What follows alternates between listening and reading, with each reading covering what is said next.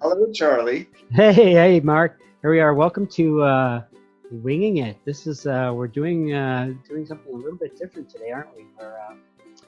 Yeah, we're going to Mexico today. We're going to Mexico. The silver lining, the silver lining of COVID lockdown is we have access to Zoom. Like a spaceship or time machine, and we're gonna visit. We're visiting Alec Dempster, a Canadian artist currently living in Mexico City, printmaker, musician, illustrator, filmmaker, and Alec's going to join us in a moment. He sent a video tour of his studio and his printmaking process, which we're also going to you're going to see that very soon.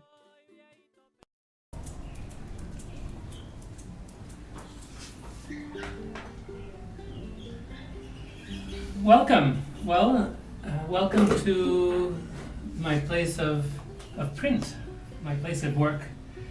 As you can see, this is a small space, and it's where I mostly do carving, drawing, think about things. And it just happens that today, after months, I don't know, maybe not months, but after a while of not doing any printmaking, I'm ready to work on these plates. The one we're going to do today is a tiny image for a book of poetry.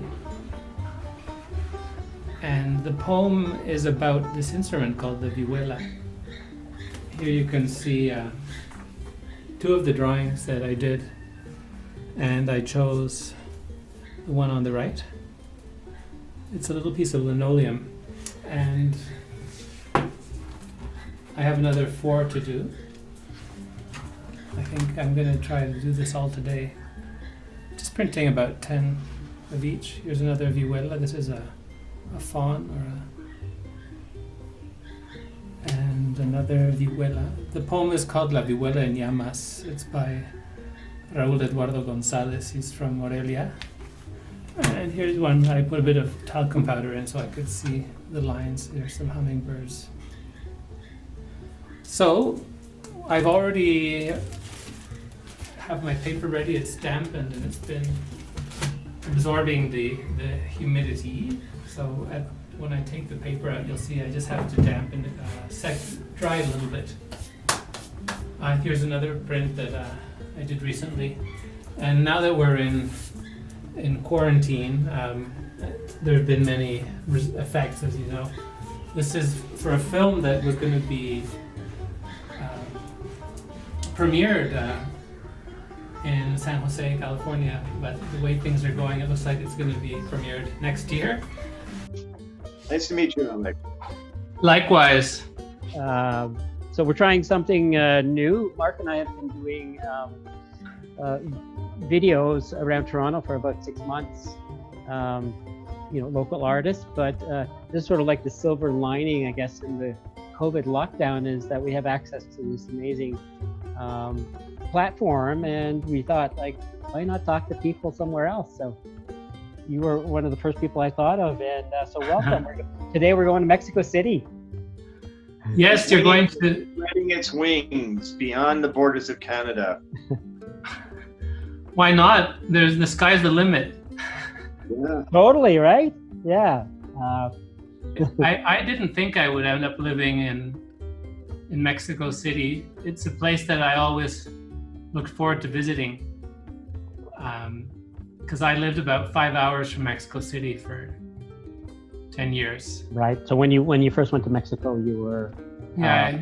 Can you tell us about that? I was in Veracruz, in the capital, in Jalapa, which is a city has kind of grown a little bit too much in terms of traffic, but it's still kind of home to me. Still a lot of friends there.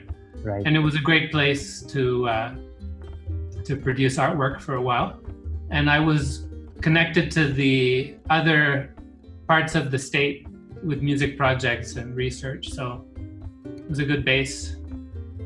I jumped around a bit, so which is a nice thing about Mexico in general. Wherever Yeah, you are, there's always somewhere to visit or something happening nearby. Yeah. Which is the funny thing about our situation now. It seems like the rest of Mexico sort of fallen off the map. Really, yeah, you're just, well, I guess we're all isolated in our communities. Just wanted to add that, yeah, Alec, you are also a musician, and you've focused your attention on Mexican music. Well, where I was in Mexico, the folk music from Veracruz is Jarocho and Huasteco. There's two different traditions, but those are the two big ones. Okay. They are divided regionally. I was looking at your Instagram postings, and I noticed with your print work, there's a lot of musical happenings in your artwork. Well, that was the happy meeting of the disciplines. Yeah. Which is not always easy to achieve. If, sometimes you have different interests and some things. Well, one thing always seems to take over for a while. And recently, last year, I was started giving workshops for a program in Mexico that's run by the government for kids. Oh, cool! And yeah. I have this workshop where we play this bingo game with songs, folk songs, with my friends and verses, and I usually end up teaching them a couple of songs in the midst of it. So that's another thing that's come to a big halt. Yes, yeah. Anything teaching or anything interactive, I guess. And they've been struggling to make things sort of online, but yeah. I think there's a lot of kids who don't have access to those resources too. What are you able to do right now creatively? Well, actually, I've been able to carry on doing despite the pandemic and despite the lockdowns. Well, it's funny how in different countries we're in different sort of stages of it. Right. Yeah. Mexico was sort of lagging behind the States and Canada. Okay. So we're not sure what's going to happen exactly or how long it's going to take. Right. But just when Trudeau had told everybody to come home, that there's a lot of Canadians in Mexico. And that's just about when my family, like sister and my mom and niece and nephew and brother-in-law, we were all planning to meet on a beach in Mexico. And they canceled the day before. Wow. But since here there was still no official, lockdown orders or whatever. We had everything sort of planned. Well, basically just the airplane, because everything else was canceled, and we went. And things were already, we were already felt a little bit guilty about traveling. But we were in isolation where we were for a week. And I started writing some poetry based on prints I had done for a film that hasn't been released about Song Jarocho, about the folk music. So sometimes when you're in a new situation like this, try new fields of creativity, because I hadn't really done much of these poems. It's an old form that's used in the music, these 10-line verses. So and I kept going with it when we came back. Instead of curious if you write in English or Spanish. This is in Spanish. It's in Spanish, okay. Yeah, so singing and writing I tend to do more in Spanish. Okay, yeah, I was wondering about that. But I have written in English, but nothing poetic, so poetic. But the idea was to publish a book. Well, I will eventually, we don't know when. I meant to grab, I do have the children's book you had done, or one of them anyway.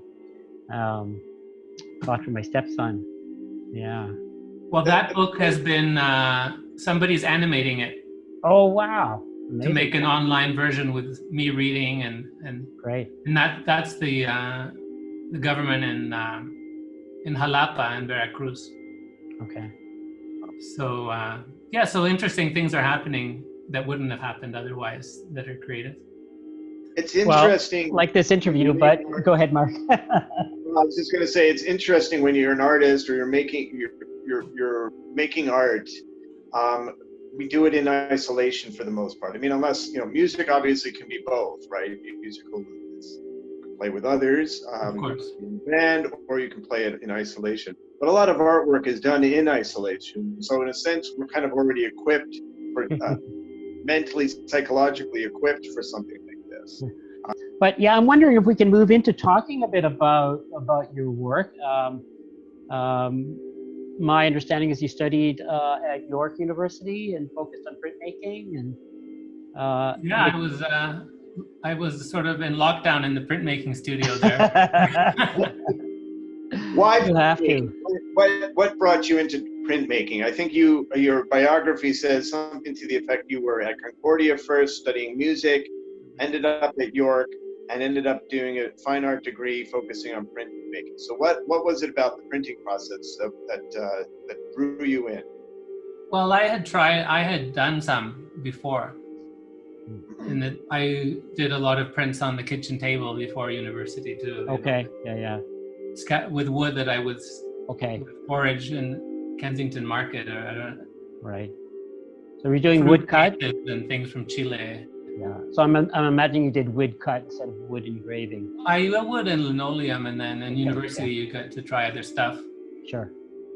And then I was really drawn to the technique. I guess as it just gave me more. I felt the reward was greater for the effort. Okay. Yeah. And I wasn't interested in printmakers more than other artists, like as my source of inspiration. Right. Until later, I would get, it's more in Mexico that I became aware of a printmaking tradition. Yeah. And then when I started to come back to Mexico, because although I was born in Mexico, I only started to go back sort of in university, before university. And then I started to see all the prints from the 40s and 50s from the tradition in Mexico, the Gráfica Popular, and then Posada before that.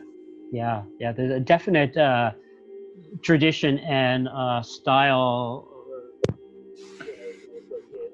I mean, it's probably different regionally that we might not see as an outsider, but there's certain things I recognize and identify as Mexican. And there's definitely that a little bit of more of a political emphasis in the imagery, fairly representational.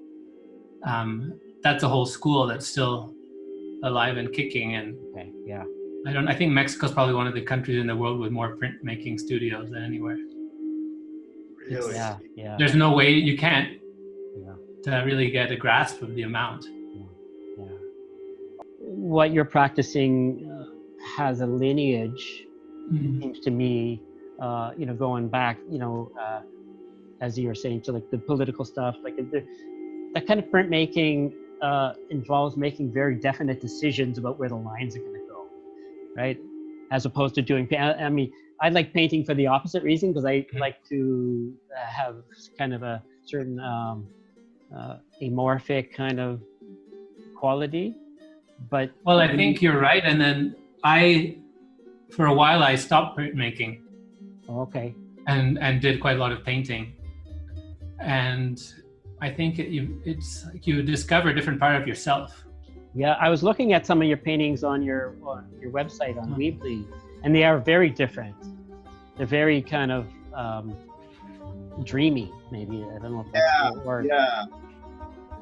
So I have this itch to go to paint, but for some reason, especially it's the last 3.5 years I've been in Mexico City, I've had all these projects to collaborate with poets, for example, or songwriters. Right. And I haven't had really a break. Wow. So I have a feeling it's coming. Right.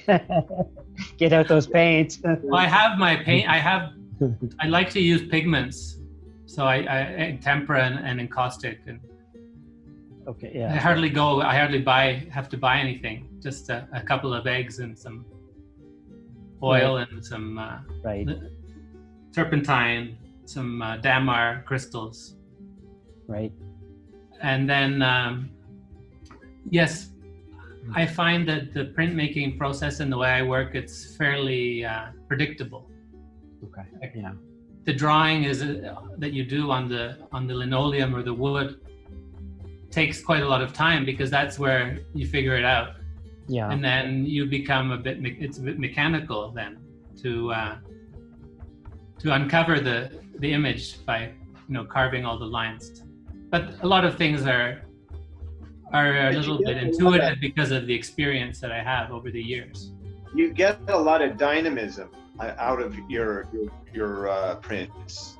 The lines are just very dynamic and energetic. I found them to be, they struck me as very rhythmic even, and I wondered if there was some crossover with the music or just the musicality aspect of your work. But it doesn't look mechanical, I guess is what I'm trying to say. It does look very organic, but also very alive, just very animated. That's the thing about the fact that the drawing is there and it has an important part, but definitely it's not all figured out in advance.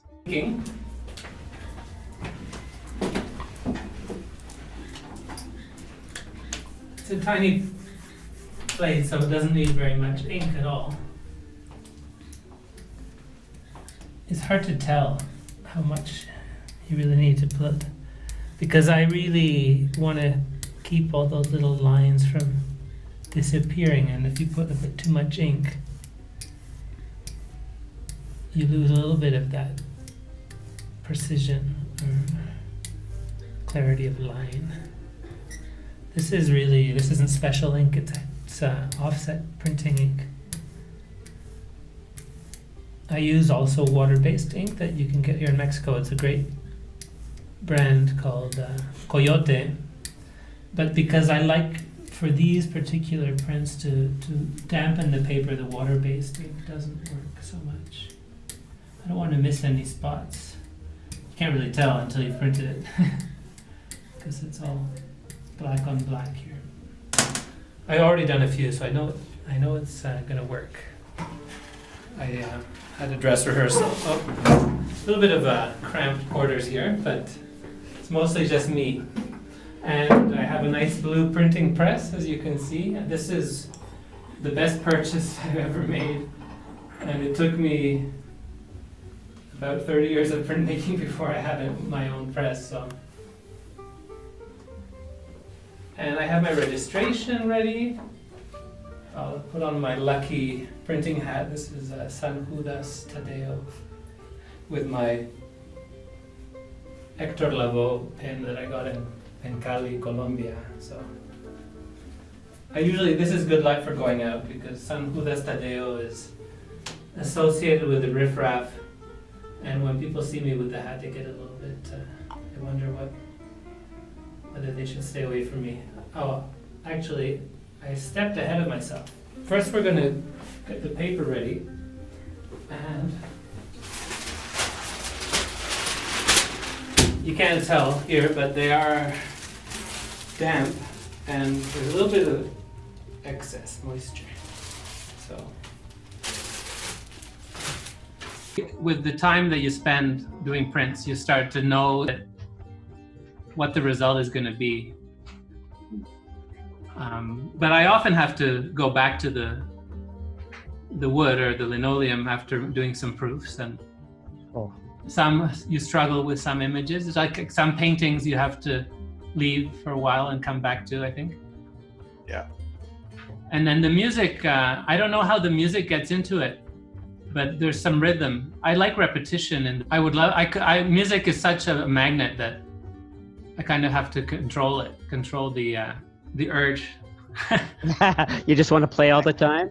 Well, I could. Yeah. That's why in the evenings, that's when I give myself an hour or two. Let it rip. You know?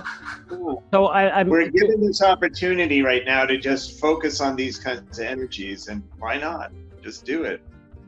I'm curious about, I know I 20 years ago I was in Cuba, and of course, like, playing music was just part of the fabric of life there. It just seemed like wherever we were, people would gather around and play.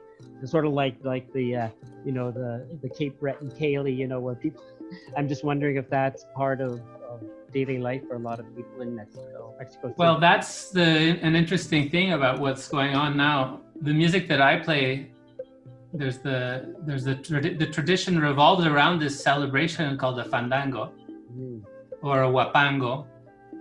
Whether you're in the southern Veracruz or northern Veracruz, they're a little bit different, but that's where the tradition is passed on, where people learn, and particularly in the son jarocho in the southern part of Veracruz. You've got beginners and pros sort of jamming, and now there's no way you can have one. You can't have fandangos right now. Oh, no way. But I figured it's a good chance for people to work on their chops a little bit in private. Right? It's just a time to practice. Right, that's right. Zooming, or there's actually a software called Jammer, and Marc and I are going to try it out soon, where you can, play at home and jam with other people in real time. It doesn't, it sort of corrects whatever latency there is in the sound, but it's not the same, right? No, but I've heard some amazing things that people have been posting. Ooh. And there's so much. It's sort of an avalanche of things you can listen to and watch. Yeah, I mean, it's ironic. I'm going to more concerts now that I can't go out. Yeah, I've discovered a couple of singers that I didn't know about. But there's the whole issue of all this stuff being free, and how musicians and other types of artists are, and it was already a problem with all the streaming. Sure, yeah. Musicians weren't selling CDs anymore. Yeah. And then it's all controlled by monopolies like Spotify and. Yeah. Yes. Yeah, and they pay very little. Very little in royalties. And YouTube probably is the same. Yeah. And I mean, on the one hand, there's the democratization; anybody can. But and of course, the access is fantastic. But I mean, 30 years ago, the idea of being able to see all of these live concerts that are available on YouTube now. Mm-hmm. I would have just lost my mind at the prospect of it. But now I've probably seen so many live concerts I've become of bands I love that I've become jaded towards the whole thing. But the downside is that bands aren't making money. Well, and the latest trend is people sitting in their living rooms with their guitar and just singing to you like the way we're talking, right? Yeah. So I just want to ask you, Alec, about, I know a lot of your printmaking work is illustration for poetry and stories. So I'm curious about the different process between responding to someone else's words to just making your own art, your own images. Yes. Well, I have been doing some of my own as well, because every once in a while I've been doing residencies in different printmaking studios in Mexico. Cool. And those are just opportunities to, under some pressure, because you have a week or so, you want to leave something and sign it before you leave, and everybody, you get half the prints or whatever it is. Right. But that's an interesting thing about Mexico, all these places you can do this. So the process, I don't find it that different, because when I have been illustrating different projects, most of them, except for the movie that I was doing, they were all portraits. And there wasn't extra information in there. So it was make it look like the person. And Right. luckily they're all people. But the other projects, the most recent one is the one I was printing today. which is a poem about a musical instrument called the vihuela. So it was my chance to explore the form of this instrument. Let's get rid of any droplets. We don't want it to be really wet, but it is damp enough to, you can smell it, it's damp. So I have my registration all here ready. And I do, I don't know if it's necessary for a little print like this, but I get it so that the paper is, it's grabbed by the roller. And then I put the other piece where I've marked it. And then I let it sort of gradually fall down. Sometimes if you don't do that, you get some offset. And I exaggerate, I think, for this tiny little print. We're going to see the result. You want to come closer as we can.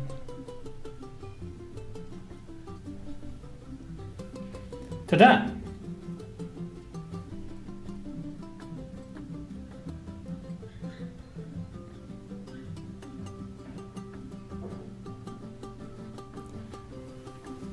So that's it. That'll keep me going until late in the evening. The other project I worked on recently was with a poet from Guerrero, from the mountain region. And he writes in a language that is only spoken in a few communities in that area. He translates his own poetry.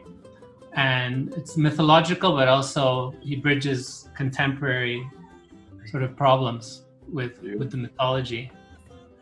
And it's just such an opportunity to jump out of myself too, and learn more about Mexico. It seems like my ongoing quest, to visit more parts of Mexico, to learn more musics.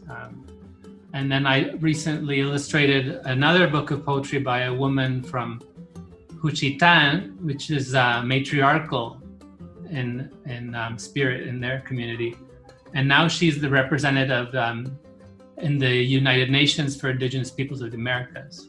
But the book I had to illustrate for her was a book of erotic poetry. So, okay, all right. So all of these are challenges. Yeah. Which, I wouldn't find that a challenge at all. Erotic poetry, I could work with that. But yeah, I think I've included some of those. Some of those were on your website, right? Yes. Yeah, I've included some of those in this video. What I find interesting is you're still learning about Mexico, and I mean, of course, there's more to learn, but you're still exploring Mexico. Now, you lived there for how long? Well, on and off, about 15 years. 15 years, and you're immersed there, right? I mean, your artwork is completely immersed in Mexican culture. Your musical interests are, but you're still an explorer, and that's what I find so amazing, fascinating about your journey is you are still exploring this place that you are calling home right now.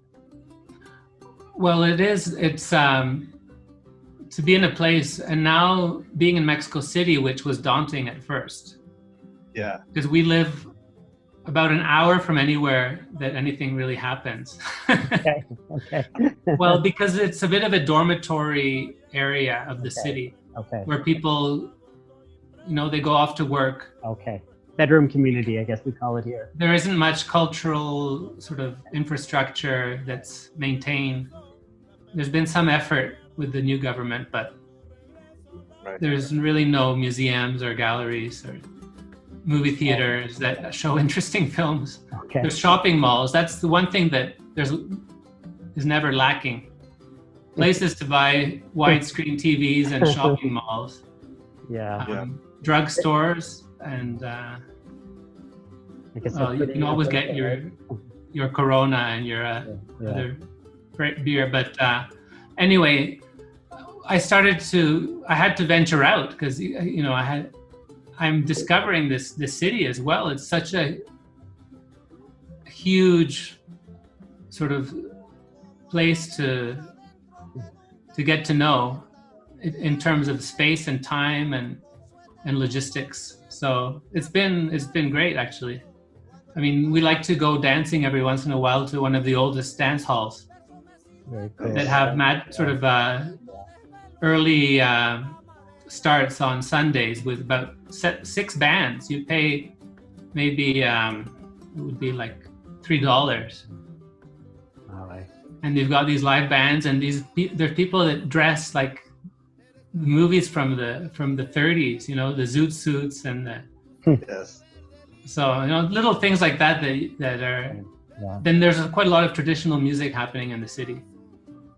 I can imagine. Yeah. In little venues.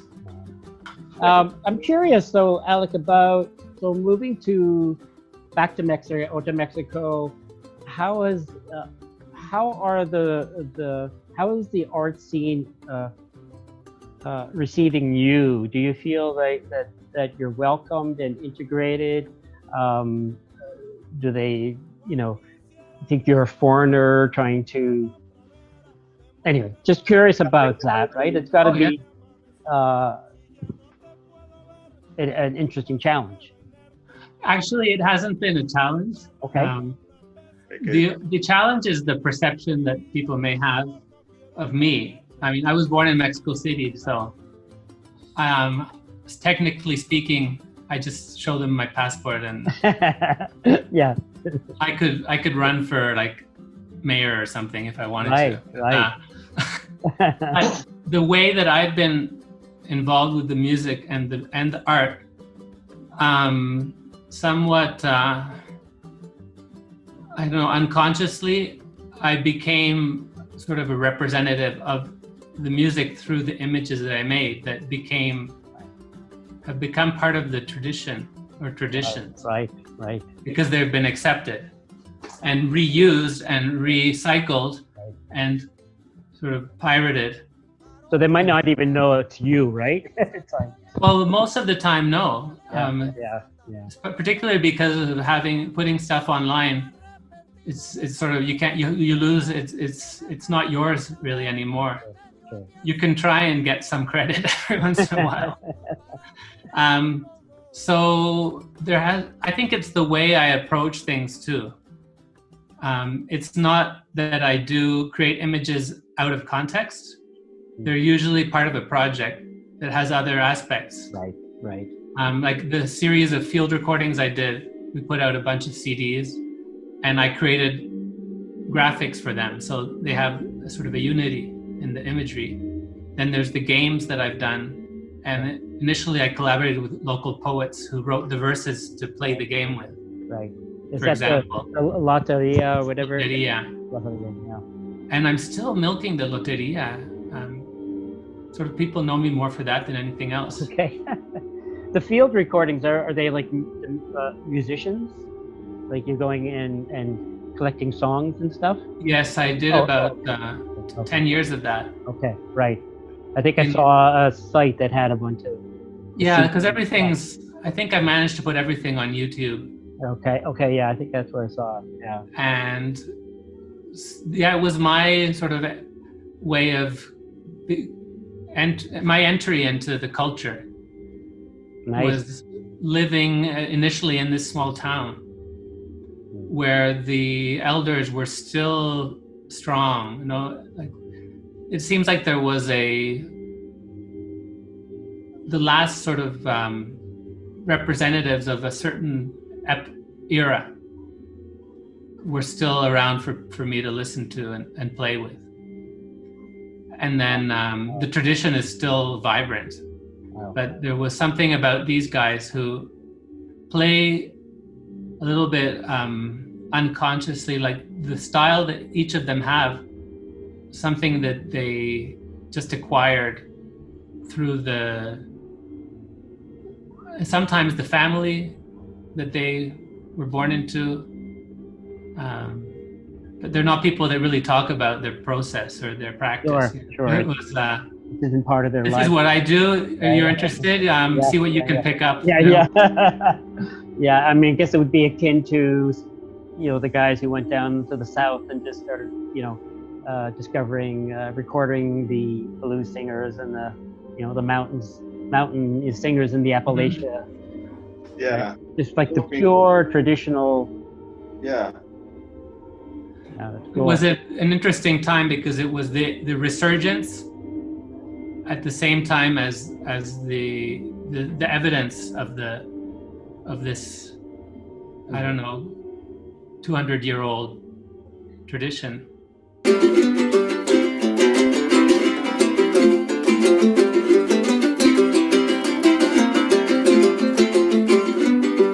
Yo no canto porque sé ni porque mi voz sea buena. Yo no canto porque sé ni porque mi voz sea buena. Canto porque soy alegre y en mi tierra y en la ajena. Canto porque soy alegre en mi tierra y en la ajena.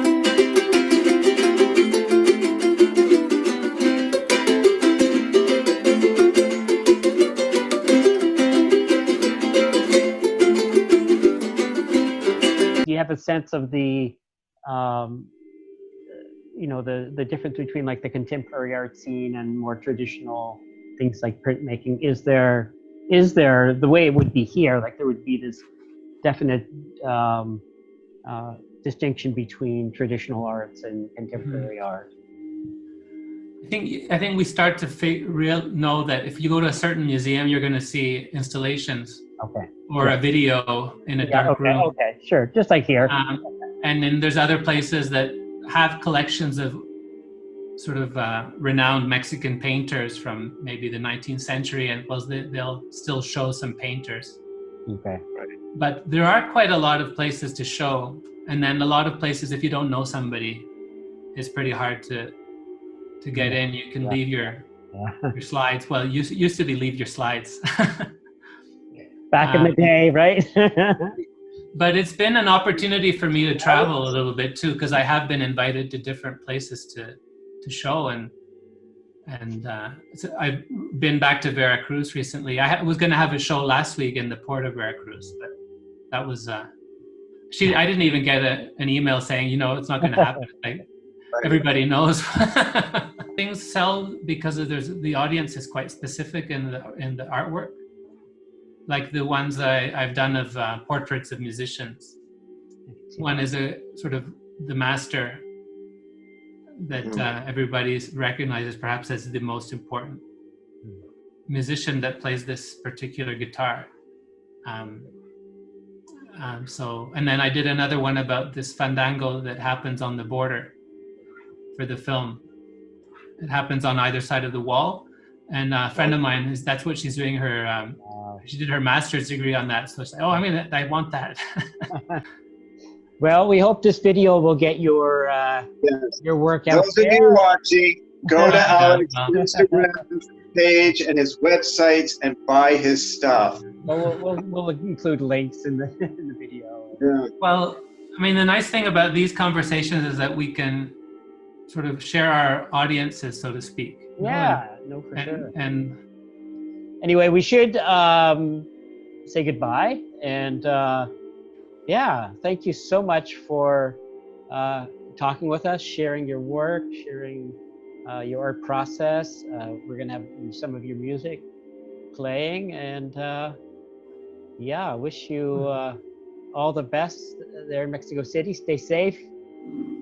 Likewise. Yeah, stay safe, stay healthy, and keep playing. Yes, I wish you the best as well, and Right. I want to see your collaborations, musical and visual. Yeah, I'll send you some links, and we'll be posting our drawings, but slowly moving towards publishing both of our drawings, collaborative drawings. All right. Okay, well. Thank you very much, Alec. Thank you so much, and thanks for being our first victim of Our first Zoom interview. And I think the subtitle is Zooming In on Alec Dempster. Okay, hasta pronto. All right, Ciao. thank you so much, man. Take care. And I hope you've enjoyed the visit. Sorry I didn't offer you anything to drink, but this is all via social distancing, so or I like the word better, physical distancing. Thank you for the visit.